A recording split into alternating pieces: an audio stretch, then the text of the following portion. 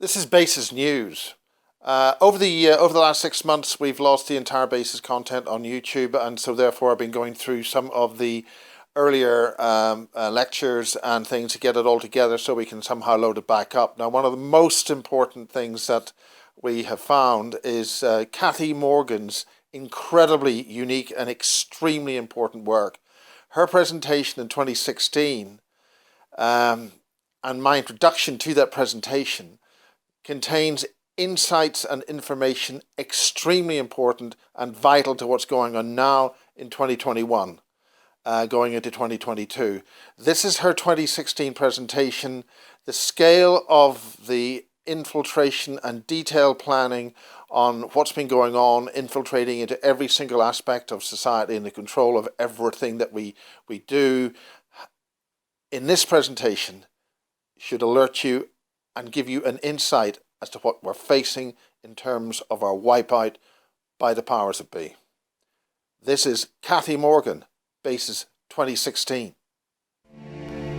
Special edition to Basis 30 Session 2 is Cathi Morgan's lecture presentation at Pewsey in 2016. Here, Cathi joins many of the dots, quite literally, organizations, names and places. The key elements of how MKUltra, the takeover and hybridization of humanity, is in progress. Here she focuses on MKUltra and major institutions in the United Kingdom. This is a full-scale takeover and hybridization of humanity in progress. Wake up, humanity, before you become cyborg. Basis 2016 with Cathi Morgan. Okay, Cathi Morgan is one of the most important researchers in this field. The scale of her experience, the scale of her research is bringing us to a paper trail right into government, right into the actual mechanics of instruments of power in Whitehall and in the aristocracy and in the powers that be. So we're coming to a stage where the actual evidence, the actual stuff of how the instruments of these creatures or these predators are carrying out their actions against us. Cathi Morgan, welcome to Basis 2016. You know it all anyway, you don't need a script. Thank you, Myers. Hi. And speak very close to the mic. Okay, it's slightly different than I had envisaged because I haven't been able to bring my notes up. So that's probably a good thing because it's really boring when someone just reads notes, isn't it? So, I came to this research just a sort of brief introduction. Started looking at my own life because I felt something happened to me, and some of the things that triggered my research were, particularly being part of a national child development survey as a child, which I never thought anything of. It was completely normal, nothing to even comment on. It was just part of my life from the word go. And when I came to start digging into my past, just because of a very strong feeling that things weren't as they ought to be, my parents said we were visited at least every 3 months from birth as part of this survey. And when I went to look at the survey documentation, that was not in the survey documentation. What the documentation said was that the participants would be given a questionnaire, the parents would be questioned at birth, and the first follow-up was at the age of 6. So I've been looking a lot more closely now into this survey. Whilst doing this research,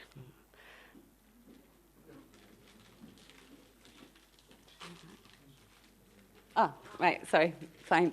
Okay, so when trying to get a picture, I found by talking to my parents and their generation and older, that these people were living in such a climate of fear through the war and through the actual eugenics society that was so prominent in their lives.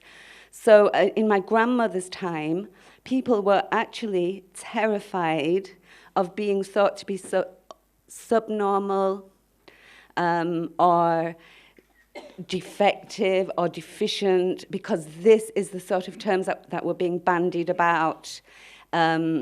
Eugenics was mainstream and it was very much accepted, and the view was that in pre-World War II was that we need to cleanse the human race of bad stock. And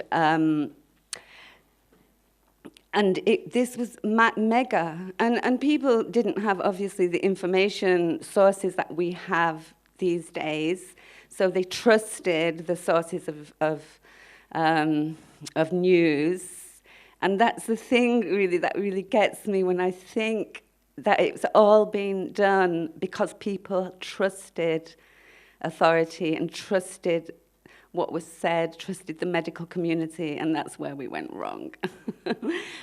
So my grandmother had to, she was actually told to smack my mum every time she used her left hand, because my mum was left-handed. My mum was born in 1931. This was the climate that they were living under: fear and secrecy with a capital S. The eugenics society was virtually the whole of people with influence belonged to the eugenics society, and the consensus was, as can be seen when you look into the documents, that they were superior to the rest of the human race. They literally viewed the masses as a different species, a subhuman species. They had, in the Industrial Revolution, people had been dispossessed of their lands and ended up crowded into cities, and they were very poor. And this was pointed out as a sign of being of poor stock, of having poor genes, because they were just because they were poor. And they decided that the best way to clean the human race was to, if people were so poor that they didn't have any source of income, to put them in the workhouses, which were designed to end their lives very quickly. They were built in the most unhealthy places, and they were worked incredibly hard and given very little food. And they actually discussed welfare and how that would be a bad thing for the human race to encourage these subspecies to carry on living, and certainly they wanted them not to be having children. So eugenics had two sides. It had the negative side where some people wanted to just literally sterilize the poor. Well, I say the poor, people with mental issues, people with disabilities. And the other side of it was to encourage what they considered to be the right kind of people to have lots and lots of children. So that was another aspect of the German Nazi camps, which were only extending the eugenic thinking and the eugenic experimentation that was being done in America and England. And they also encouraged the Frauleins to get together and have babies, whether or not they were married. Motherhood was enshrined, but this enshrining of motherhood the downside was they also wanted to kill the people that they didn't consider to be adequate.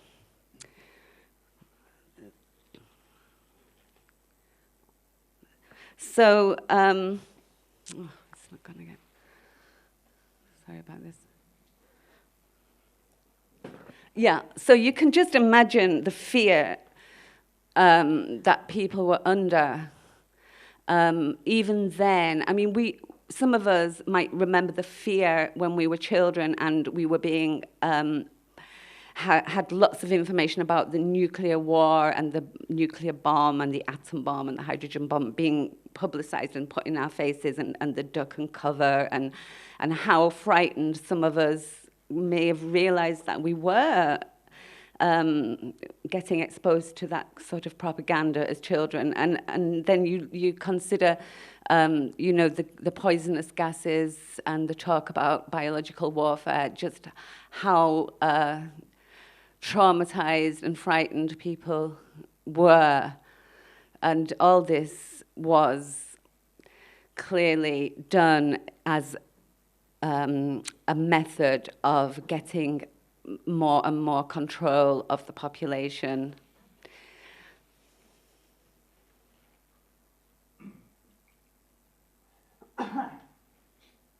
Yeah, and the other aspect was these dreadful so-called treatments that were being done in the mental hospitals. So people also knew that if you displayed the wrong kind of behavior, you might be mislabeled as insane, and that they would be cutting out bits that you would rather have. But what's clear is when they were doing these new medical procedures, is they didn't really know what was going to happen. So they just tried it to see, almost like throwing mud at the wall and seeing what sticks. It was very unscientific, really. And again, they had to have that eugenic viewpoint of their patients in order to carry this out. So what we're seeing is such a huge divide amongst the people that are successful and go into professions, and who somehow this attitude permeates into their minds, and they tot along behind the consultant and hang on every word and adopt the eugenic attitudes simply to have a career. And again, it's the trust that is being totally exploited. So this is how the situation came about. Now,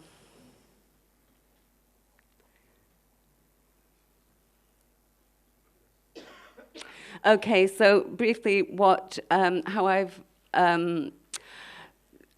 I came to link research into MKUltra from my own situation was that my grandmother had mentioned the name Lady Moran. Well, my mother told me my grandmother often mentioned a Lady Moran, so I looked into that and found that she was working at Porton Down with alongside a chap called Joseph Barcroft, who had been her tutor.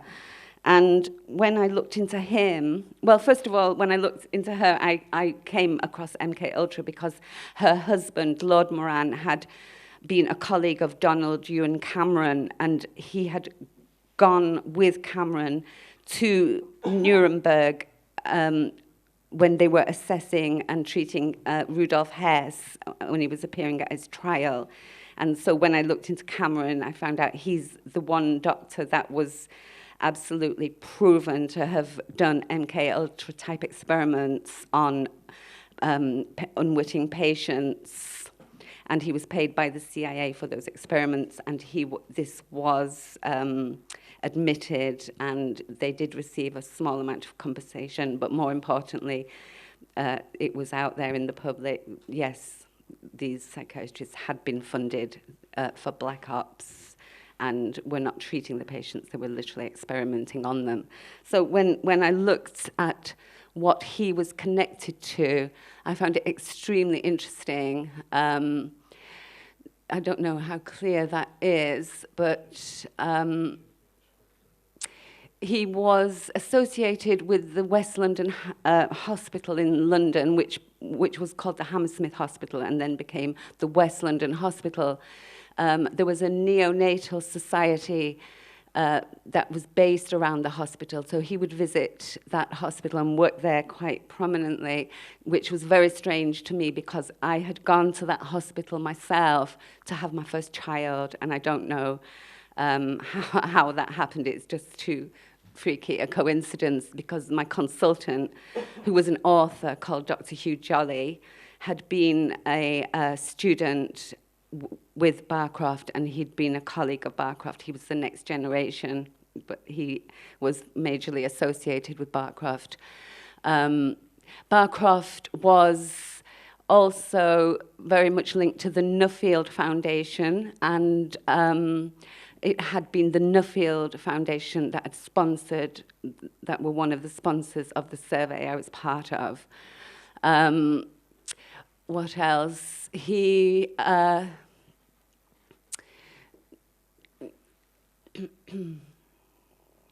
Yes, and it becomes clear that he was associated with a lot of people. I call them the usual suspects now because they're turning up over and over, a certain group of names, which I'll come to shortly, who were associated with eugenics at that time and with the surveys. So it all started to link together. Now, another thing that I've discovered was that some of you will know who've seen my videos. I found out when I was on Ancestry.com doing my family tree, somebody got in touch and said she was the daughter of my mum's cousin, a cousin that my mum had never mentioned. And his mother had been taken away from the family in Leeds, taken down south, I think to Ramsgate, and brought up and given a better education than she would have got at home because she was a member of a large family. One of the people that took her was her aunt, and there was another woman involved who have not been able to track down. However, so she was Kathleen Zender, like my mother, and she'd got a degree. So she was born about 1906, and she'd left home at 4, and then when she was a young woman, she'd gone and got she was one of the first women to get a degree in the 30s. But her son was a brilliant mathematician. He went straight into the RAE when he got his PhD from Cambridge, which he did at the age of 17.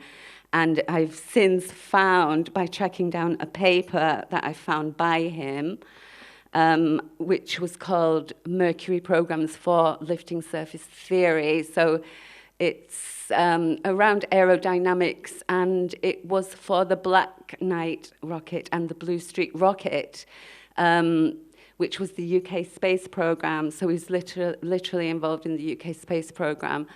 So this was when I started to suspect that maybe they were trying to create engineers, create mathematicians,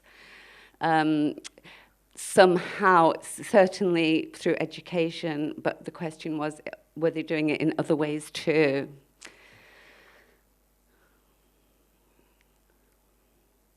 Now, when I went to Hammersmith Hospital, it was because I was very much a New Age type thinking person, and I was keen to have, I was expecting my baby, he was born in 1978, I was keen to have a very natural, non-violent birth, and the Hammersmith Hospital were purported to do these natural births, and Dr. Hugh Jolly also encouraged the babies to be brought into beds with the mums. He encouraged them to breastfeed, and everyone on the ward had the opportunity to buy the baby slings, which was the very first time they'd come out in the UK. He actually brought them onto the ward and sold them to us. So, of course, I was attracted to that hospital.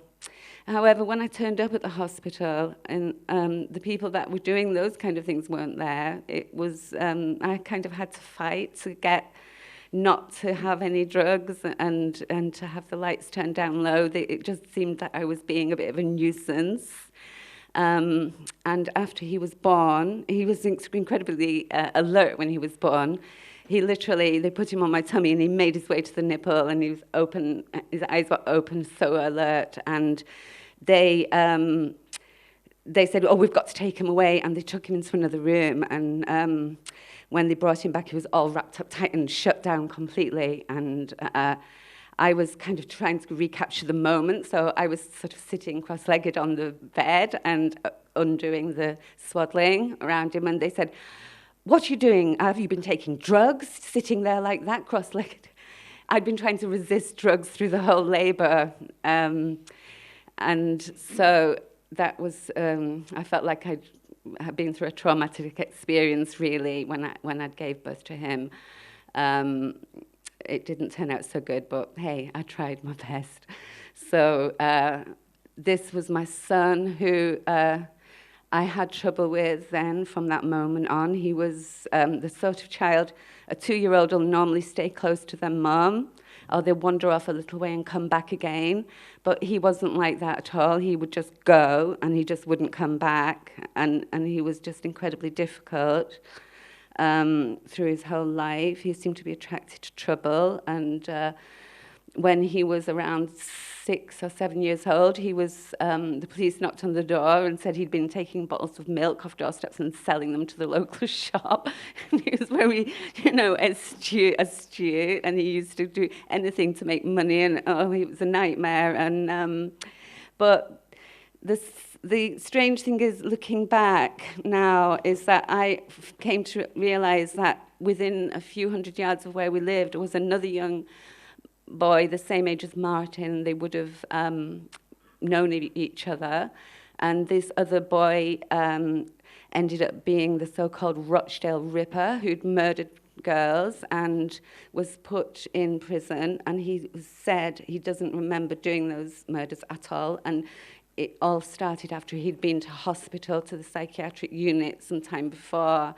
And it all sounds really rather suspicious, along the lines of a patsy, the sort of Manchurian candidate patsy type situation. And I've really got a feeling that Martin was also earmarked for something along those lines. However, he did develop schizophrenia when he was 18, or so-called schizophrenia. He said, Mum, I'm being followed by a satellite, and I didn't know anything those days, and I just thought that was a symptom of his illness, and I didn't ever conceive that that might even be true. So now I reassess that situation, and, So who was his dad? Well, his dad happened to be taken to San Francisco he was about 2 years younger than me, so he must have been born around 56. He lived there till he was around 5 years old. That was just at the time they were running experiments for MKUltra in San Francisco.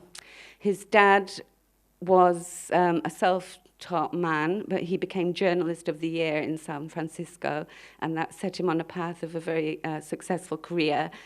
At the age of 5 or 6, when they came back to Ireland, where he was from, his father became the head of RTE News, which RTE is the equivalent of BBC in the UK. His father was called Brian Inglis, who's on there over at the left. So I looked into Brian Inglis, and I find he was very connected to the Psychical Research Society.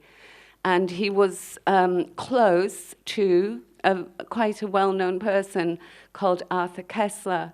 In fact, Inglis, Koestler, and Instone Bloomfield, who's known as Tony Bloomfield, started a foundation in 1980, and it was called the KIB Association, or Foundation it was, and that was for Koestler, Inglis, and Bloomfield.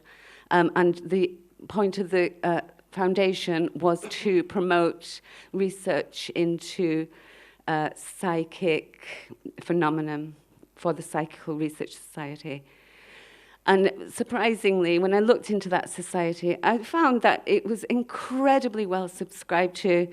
In the early decades of the 1900s, the caliber of the people that were members of this society included Lord Balfour and politicians and prime ministers. It was quite mainstream, really. It wasn't on the fringes. It was taken very seriously. So a couple of strange things there I picked up. Inglis and Bloomfield, well, Bloomfield was incredibly rich. He was a millionaire, and he financed Uri Geller coming to the UK. Both Bloomfield and Brian Inglis were involved in bringing him over and televising the programme where he was bending the metal. And, of course, Uri Geller was accompanied by Ondrija Pohoric, who is a known MKUltra doctor. And Poharic developed the radiotooth implant, and he developed remote hypnosis and suggestions in that, voice-to-skull technology. He was working on voice-to-skull technology and very successfully. So that is really quite a close link to MKUltra, which has sort of helped me kind of put that together, because if I view Niall as being involved in MKUltra, then it all starts to make sense, sort of some of the craziness about Martin and the relationship with Niall. Niall, he was oblivious to this. He was very bright. He won a scholarship to, he could have gone to either Cambridge or Sydney. He was studying at University College Dublin. He was studying political history, contemporary political history. But he decided he was going to be a street sweeper instead, because he wanted to experience life. So that wasn't too good for me, because he was bringing some quite unsavory types around to the flat. So by the time I had my second baby and we were living in London, I was just trying to get away from him. And I did manage to leave him when my youngest son was around, he would have been around 5-6 months old. So that would have been 1980. That's when I left him. Another interesting thing, Bloomfield, as well as being a member of this 1001 Club, and that is interesting in itself, because that is a club that is known to be as secret and as powerful as the Bilderbergers, but less well known. It has some members that are in part of the Bilderberg group, and it's linked to the World Wildlife Fund and basically shafting the South Africans. That's kind of, what it's about. And it's quite an exclusive. Well, there's just 1,000 members, and they have to be very, very rich. So. And another thing, he'd been a director of a bank, of a subsidiary of a bank called Dawn A-Day Bank Limited. So I just clocked that name, and then that came up later on in the strangest way. Okay, yeah. So this I found that the Society for Psychical Research was very much linked to a gentleman's club in Pall Mall called the Athenaeum Club. So here they're talking about a group called the Apostles, which probably bears some looking at as well. It's linked to Cambridge and one of these exclusive secret society type groups. But then they go on to mention that the Psychical Research Society was particularly connected with the Athenaeum Club.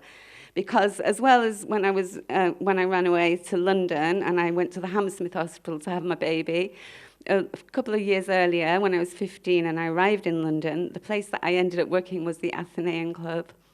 So, freaky. I don't know why. I mean, I was a runaway working under a false name too, so it was all rather strange.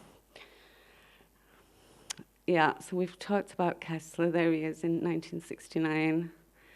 And he was also, he went to one of the Macy conferences, the cybernetic Macy conferences that have been linked to MKUltra. So in America, people researching MKUltra have identified the name of some funding fronts whereby the CIA channeled funds into MKUltra, and the Josiah Macy Foundation was one of these fronts, and they sponsored conferences, and the members of the people that went to those conferences have later been linked to MKUltra. So Kessler actually went to one, and it was called Control of the Mind. I don't have my notes here, so I can't tell you exactly what day or who else was there, but that's what he did. Now, he also dropped acid with Timothy Leary, and Timothy Leary, now this quote is from a researcher called Jan Irvin. It's from a paper he wrote called Ethnogens, What's in a Name? So I found that there. And he said, this is really interesting. From Kessler, this is Timothy Leary speaking, from Kessler I learned about juvenilization, the theory that evolution occurs not in the adult or adultinal form of a species, but in juveniles, larvals, adolescents, pre-adults. The practical conclusion, if you want to bring about mutations in a species, is work with the young. Kessler's teaching about pedomorphosis prepared me to understand the genetic implications of the 1960s youth movement and its rejection of the old culture. So I believe pedomorphosis is a view of yourself as young forever, almost like a Peter Pan syndrome, where you never grow up. And indeed, the children of the 60s could be viewed in that way. Perhaps, anyway, Leary, they're still imagining that everything he did was all for the good, but we know now, I used to think it was probably for the good too, but we know now how big a hand the CIA had in that movement. And there is another quote that is linking Kessler with Francis Huxley. Oh yeah, there's the Control of the Mind quote too. Francis Huxley was the son of Julian Huxley, the zoologist, a scientist, and of course nephew of Aldous Huxley. And in his book, Brian Inglis has written an encyclopedia about hallucinogens. He's published quite a lot of books. He was a television presenter, he was a journalist, he was a commentator, and one of his books, a sort of encyclopedia of hallucinogens. Now, actually, Jan Irvin, in that paper I mentioned, has identified that although the Black projects, the CIA did their best to portray hallucinogens as a spiritual substance that would open people up to religious experiences, he has identified that they are much more associated with susceptibility and susceptibility to suggestion. In other words, it makes people more pliable and easier to manipulate, and that they constructed or they bigged up this spiritual side of it out of proportion, and he's managed to find the paperwork to prove that is the case. And the paper he wrote, they decided to call LSD a hallucinogen, and he writes about how they came to that name, because they used to be called, was it something like psychosis-promoting substances? Thank you. Yes, so he's traced that the CIA deliberately changed that name because it was an agenda and they wanted them to be used widely. Okay, so, oh gosh, now I've only just come across this guy. It was released in 2014 after he died, that he was working at Oxford University. He was doing research into LSD and hypnosis.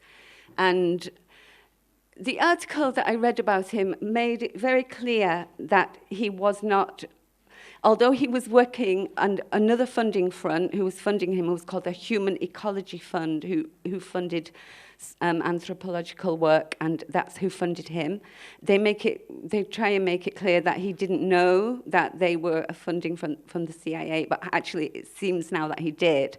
But they also went into great detail to say he was not doing trauma-based mind control. Some people have said that he might have been using these techniques to compartmentalize people's lives and make Mancunian candidates, but that is not the case. So this is an obituary written about him. They'd already addressed and preempted what was going to happen. In other words, when people found out that he was working under MKUltra in Oxford, that everyone would be looking to see if he was creating Mancunian candidates and inflicting this mind control on the public. So they preempted that in the obituary in the article. So whether he was or not remains to be seen. He was linked to Arthur Koestler and Timothy Leary too. I'm not sure how much is on the screen, how much I haven't got in my notes, so I'm just kind of looking now because I did write notes. Yeah, I have got this quote here, that's good.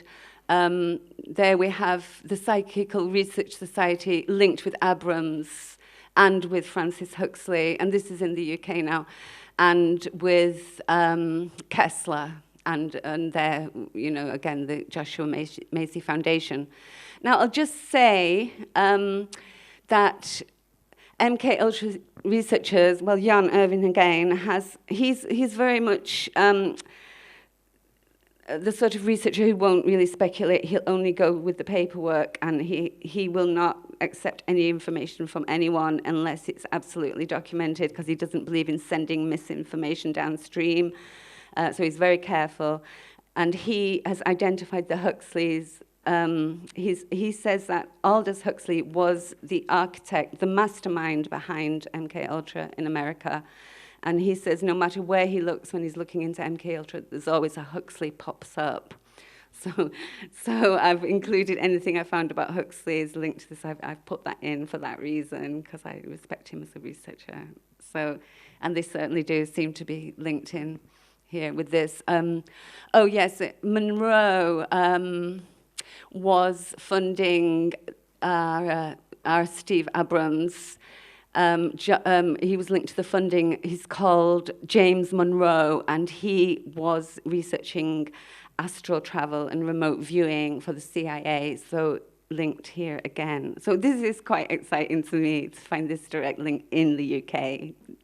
As I said, it did come out in 2014, but I didn't spot it. But thanks to David, he passed the link on to me here. So thanks, David. So I will just flick through that because we've talked about... Right, now, to get onto this stuff at the bottom here. So the surveys I was part of linked to the Population Investigation Committee, the Eugenics Society, and the London School of Economics. Now, I'll just say I only have one memory of those doctor's visits, which is very strange, because I had a great memory for things that happened in Bath. I was there, went there at 4, left at the age of almost 12. I remember my phone number, Bath 61430. I remember the name, the registration of our car, POH 133, But I do not remember any of these NCDS doctors coming to visit us, and I do not remember going to visit them, except on 2 occasions. I remember the survey that everyone got at the age of 6. I remember going into the headmistress' office, doing the questionnaire. I remember being told to draw a man. He had pinstriped trousers on, I see it clearly. And then I had to do a reading test, and I was really good at that, and I did really well, and went down the list with all these big words.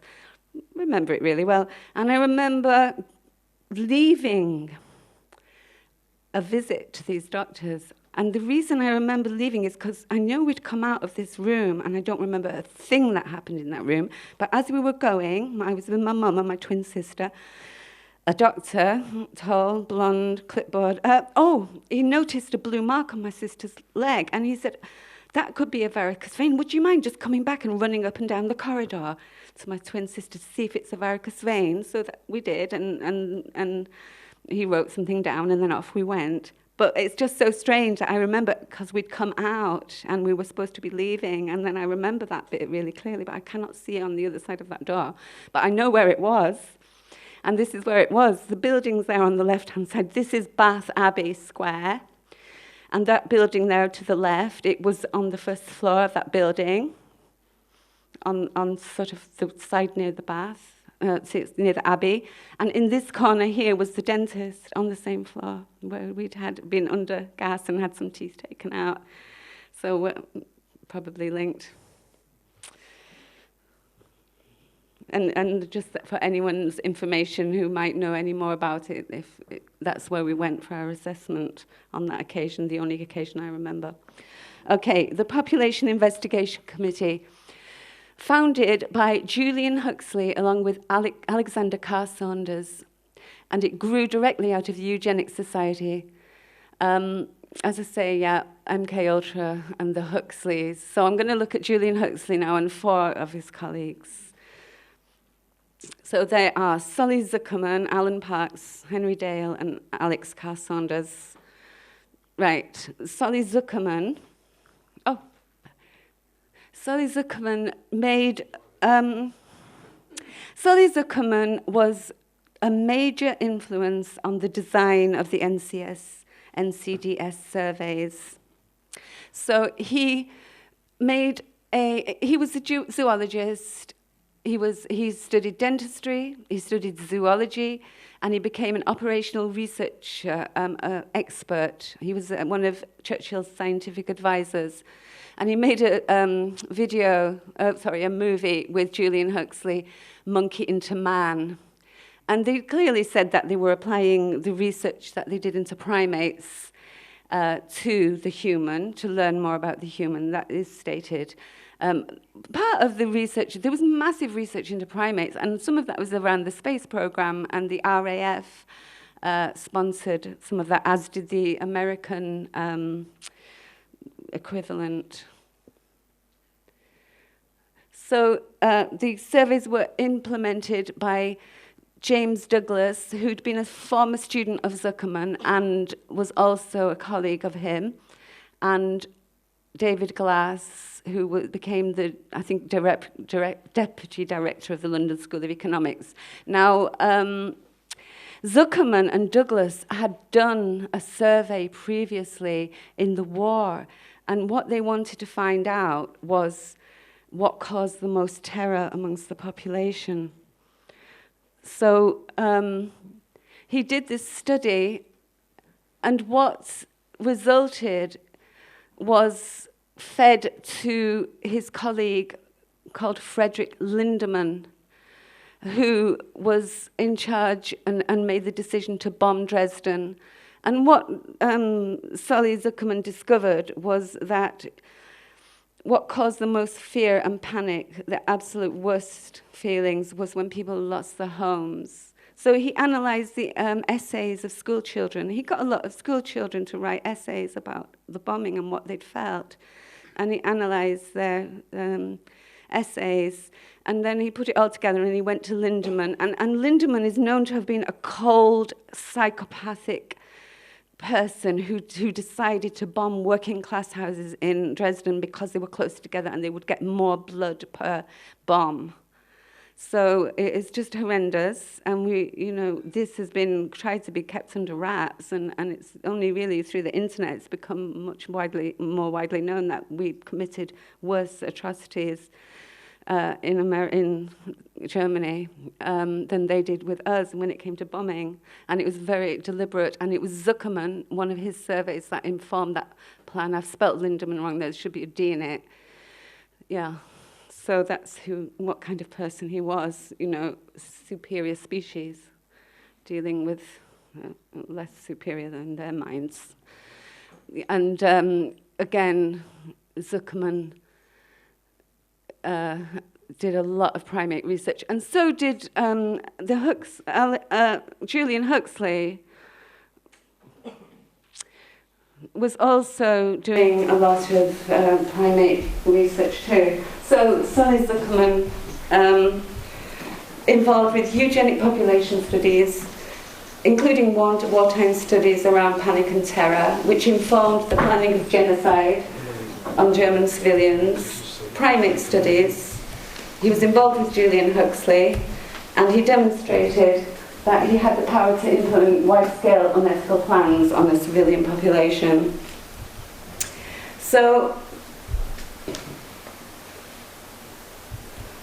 Yeah, so Aldous Huxley and Julian Huxley both worked at London Zoo with a Jewish emigre, I think she was, called Charlotte Wolfe, and they were examining the handprints of primates and comparing them to mental defectives.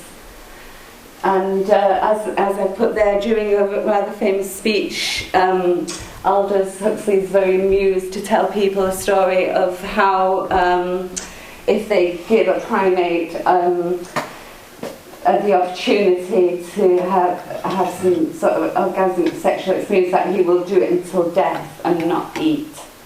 And this makes me think of how we're being sexualized as a nation now. Are they applying this research that they did with primates to and programming that into us under knowledge that if a primate would take no notice of anything else and just get involved with that, then would the population do the same?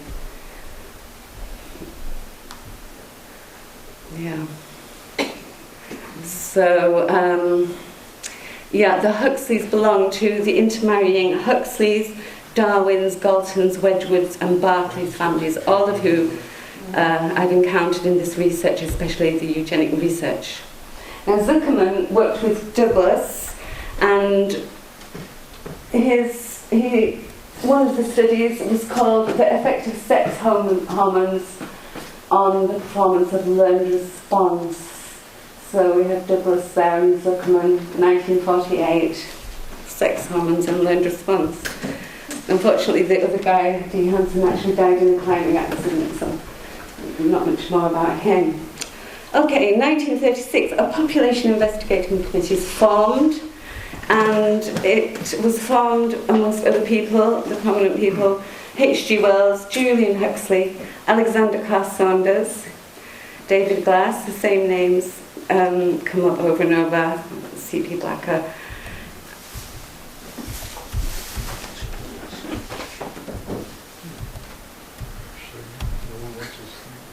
Okay, so many of these people founded the Journal of Experimental Biology a decade earlier.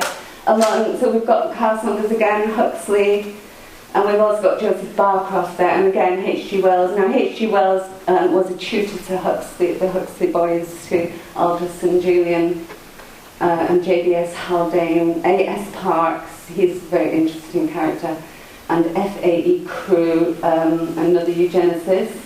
William Bateson is the father of Gregory Bateson, and we know Gregory Bateson was majorly involved in MKUltra. So that's the journal. That's one of the copies of the journal. It started in started in 1923. That's the 24 issue. James Douglas was also involved in that. But they emphasise that the three key actors were Huxley, Hogben and Crewe. So there they are. I've mentioned all those. So Zuckerman had also collaborated with this A.S. Parks on the primary research. The primary focus was in reproduction, and he is just so linked to everyone else.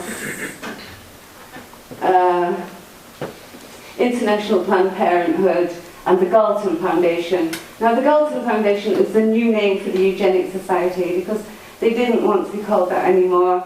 Eugenics got a bad name in the war because of the concentration camps, so they decided to change the name. But when they decided that, they said, we must now practice crypto-eugenics, because they were deliberately hiding their agenda at that point.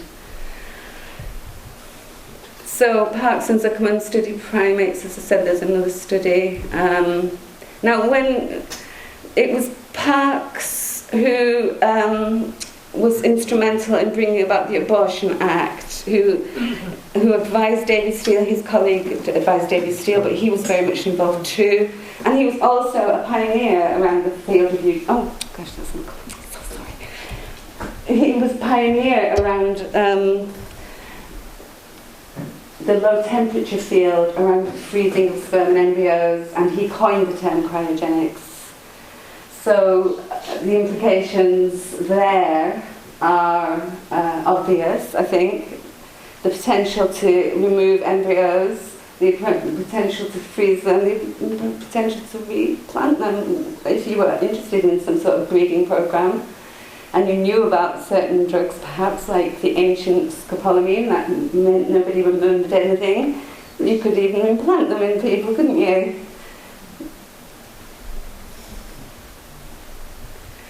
He was a dreadful character. Yeah, he was associated too with Margaret Sanger and the raging eugenicist Mary Stokes. The close-knit circle of eugenicists in the science and reproductive campaigning made abortion an acceptable method of fertility control.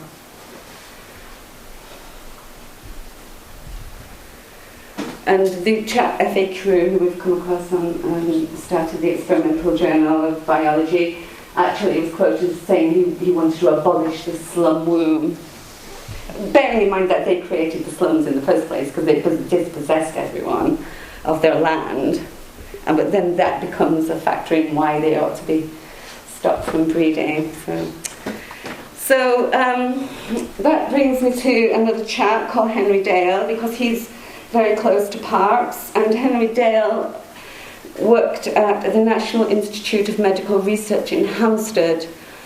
He called Parkes to Hampstead. This was government funded, and Parkes became the secretary of the they call it Committee for Sex Hormones, and he was working on gland extract, pituitary extracts, all sorts of stuff along those lines. And again, we get the usual suspects keep coming up, but what is interesting is another person who's coming up is also Lord Herbert Morrison, who I've talked about because Lady Morrison was around my mum when she was born, and he's coming up on these committees too with these eugenicists. And also another name that comes up quite a lot, I'll just say, is a guy called Sir John Cockcroft, and it turns out that my twin sister married someone that was related to Sir John Cockcroft, so I always kind of notice his name. So it's all coming together. It's funny, isn't it, when you get a feeling about something and you go with it.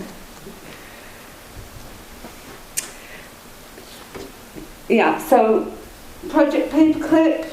Did we have one in England? Well, if we did, well, Henry Dale was kind of running it. So he was bringing in lots and lots of scientists. Now, before the war, he brought in mega amounts of Jewish German scientists who all went into positions where they would be most useful and their skills would be made most use of. And they probably were traumatized. They were running away from the Nazis. They arrived and they had the chance for a career. It was like, you know, come on, we'll take care of you, we'll give you a great wage, you're going to have a fantastic career. And would they think that this stuff was going to be used against the population? Quite possibly not. I would say probably not in most cases. But they were co-opted in, and their research did go towards these things. And then after the war, as it says there, he brought in, it doesn't say there, but he did bring in a couple of a few questionable, to say the least, Nazis. One was called Wolfgang Wirth, who it seems was picked up alongside Mengele. Another was called Kurt Lorenz, and another was called Martha Vogt. And all but three of those did not have their associations with the Nazis really fully resolved. And in some cases, like Wirth, he was working on the gas, the poisonous gas, and running concentration camps. So Dale, yeah, it was Dale who suggested that the Kaiser Wilhelm Institute be renamed as the Max Planck Institute. But he had had links with the Kaiser Wilhelm Institute because of his research into ergo and hallucinogens and magic mushrooms, and this is very early research. So then we kept them at Maudsley Hospital, because every time anything to do with this research comes up, any medical person, there's always some link to the Maudsley. And all the people in red are definitely MKUltra, and the people in orange are probably MKUltra, or certainly connected there, and they're all connected to the Maudsley. So we've got William Gray Welch on there because he was attending the Macy conferences, for example.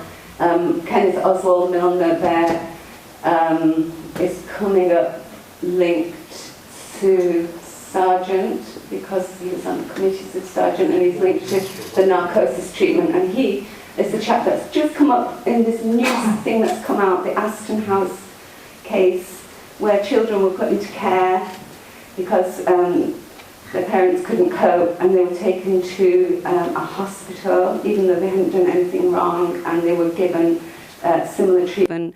Now it's looking like, and this is documented as what Sargent was doing, and they were young pre-adolescent girls, and they were being injected with LSD and truth serum, and they were being kept asleep for days, and the girl that I spoke to remembers a tape recorder in the room, which seems to be pointing towards the reprogramming of the mind, and she said they actually called it brain mapping when they were doing the treatment, but they hadn't done anything wrong, and they certainly didn't have any diagnosis or medical condition.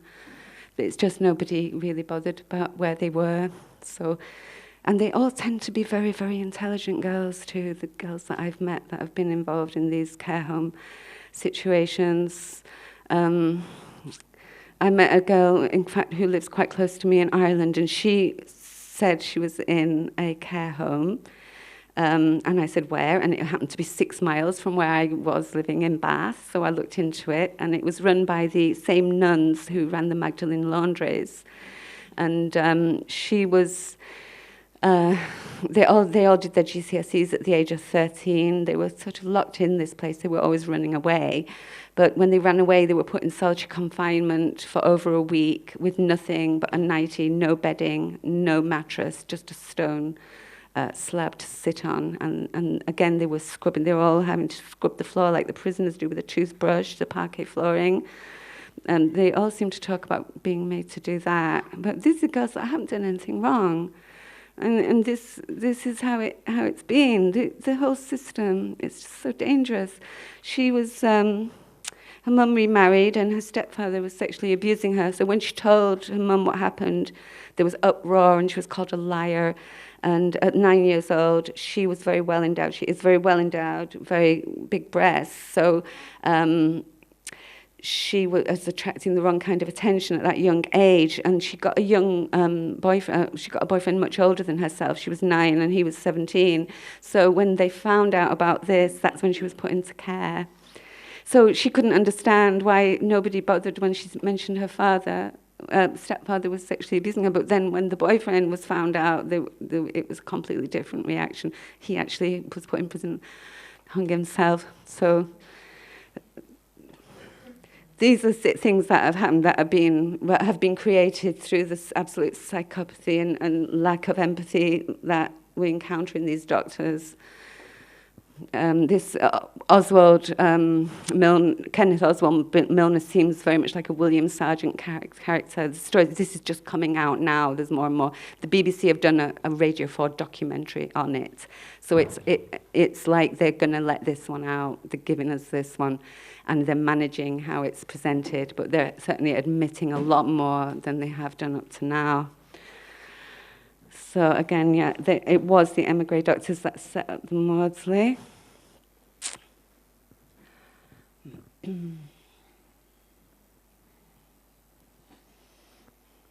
So Henry Dale was a close friend of Joseph Barcroft. He was a sailing buddy, along with a chap called A.V. Hill.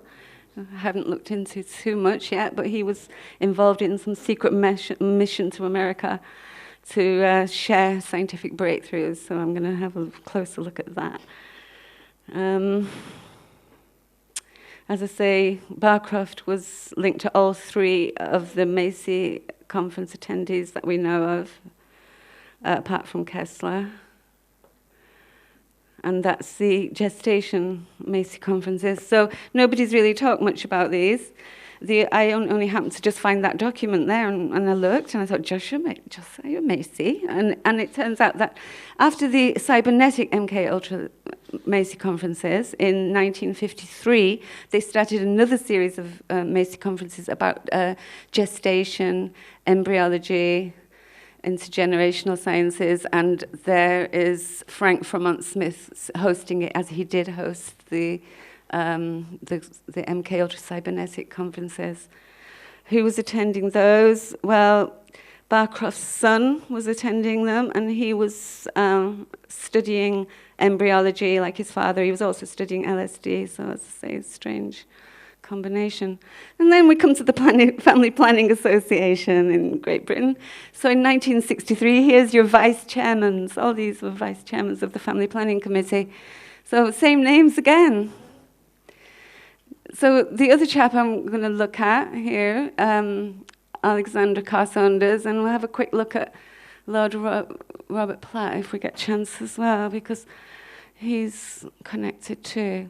So he was a trustee of Parks of Galton Foundation, which had been the Eugenics Society, and he happened to be the president of the organisation that opened up less than 4 miles from our house in Bath, the Bath Institute of Medical Engineering.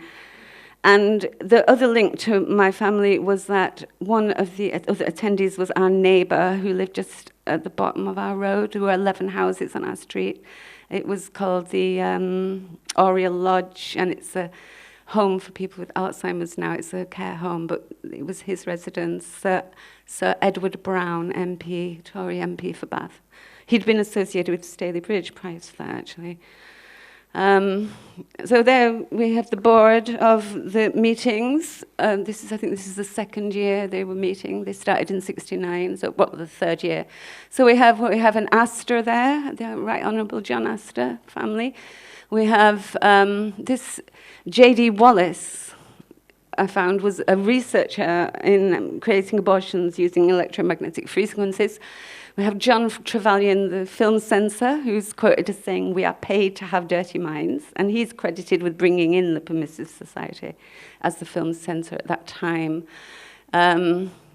Nuffield representative, Erasmus Darwin Barlow there, who's of the Darwin family, of course, and he was also a colleague at St. Thomas's who discussed how to induce convulsions, along with William Sargent. He was a colleague of him. And then we have a representative from the Dawney Day Bank. How about that? So if you remember that Instone Bloomfield, the mate of my husband's godfather, who started the foundation with Kessler, was a director of Dawney Day Bank. So why? I was born in Rochdale, and I moved 200 miles to Bath. How come? And then I met Niall in Germany, and he's from Ireland. How come this Dawney Day Bank's showing up on the Bath Institute? Well, the Rothschilds bought it that year.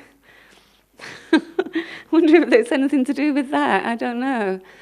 And then we have Sir Barnes Wallis there, who seems a pretty innocuous chap, but his poor old son ended up marrying... it was his son who married Marie Stopes, and she was a total eugenicist. Completely lala. So Platt was, he aided in the abortion campaign.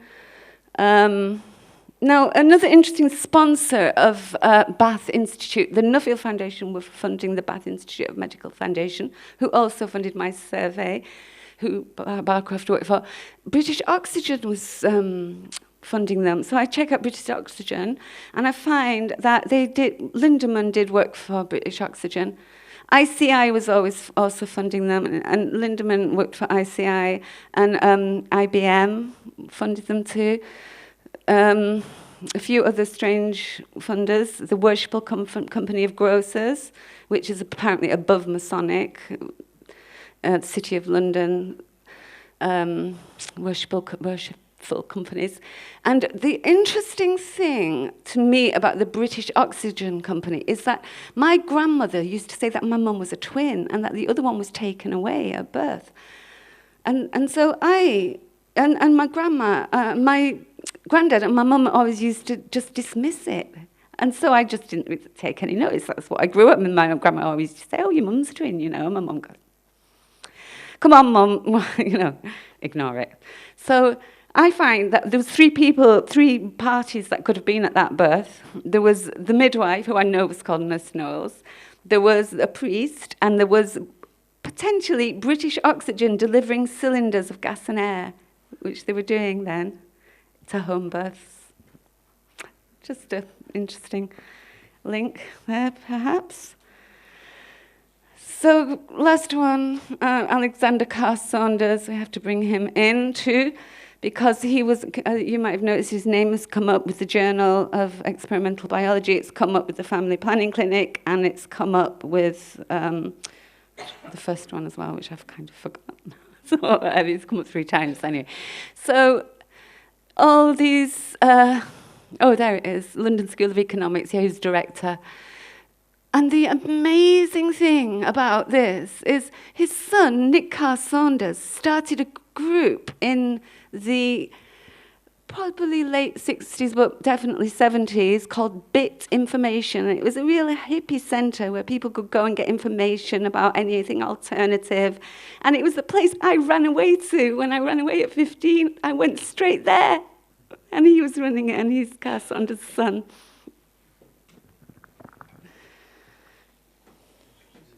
Yeah, and there he is. And he wrote the book Alternative London, so very much part of bringing in the counterculture. None of these guys knew that the CIA had a hidden hand in it. You know, I kind of talk to people who know these people. They've got a lot of respect for Alex Carr Saunders, the people I've talked to who knew him. He wasn't a bad guy, but he was just part of it. So, isn't it strange? And oh yeah, actually, maybe he was a bad guy, because I did find that he naively wandered into being a member of the Process Church of Final Judgment, which has now got a very bad press and exposure. It was somebody that, it's kind of linked to Satanists, and what's his name was a member, Charles Manson. But that was, he must have been in America, Kenneth Unger. And his wife, Josephine Speyer, is big on promoting natural death and the ability to choose, which could be viewed as eugenic as well. If you make things really hard for pensioners, you know, they've always got that option to top themselves. So she was working on that. Another name that's come up, that's led me into something really interesting, again down to David, thanks David, Strom Olsen, another TI mentioned his doctor, a memory of a doctor's name, so I looked it up, and I found Strom Olsen seemed to be doing he was doing the narco-hypnosis, and it was when I looked at who he was working with that I found something really interesting. A guy called Edgar Meyer. Now, Edgar Meyer was working part-time with Olsen, and the other part-time, he was part of an organisation called the New Education Foundation. And I found out that was pretty much responsible for, it was like the education half of UNESCO, the education department, and it used to hold its meetings in a place called the Ditchley Foundation headquarters. And that is very much linked to the Bilderbergers. So we've got Bilderbergers, Ditchley Foundation, New Education Forum, London School of Economics, out of which Tavistock came. So I thought that was interesting. Fine, I'm going to look into that a bit more, but I just wanted to just tell you about that. So that's what I'm going to be carrying on looking into. Oh, and of course the Fabian Society. God, how could I forget the Webbs and the Fabian Society. I think we've covered that there. Yeah, so this has been phenomenal. So many things are coming now. It's like I had a little thread and I started pulling it, and it's like things are just coming so much faster, and it's very exciting to add little bits to the picture that the research other people have done, and I hope I found some groundbreaking stuff by looking at my own situation. And I just want to say thanks to you lot, because as I've put there, entering this these subjects, which are just a minefield. You know, you've got to be applauded, for being interested and supporting this research and this BASIS project. So thank you very much indeed. Thank you.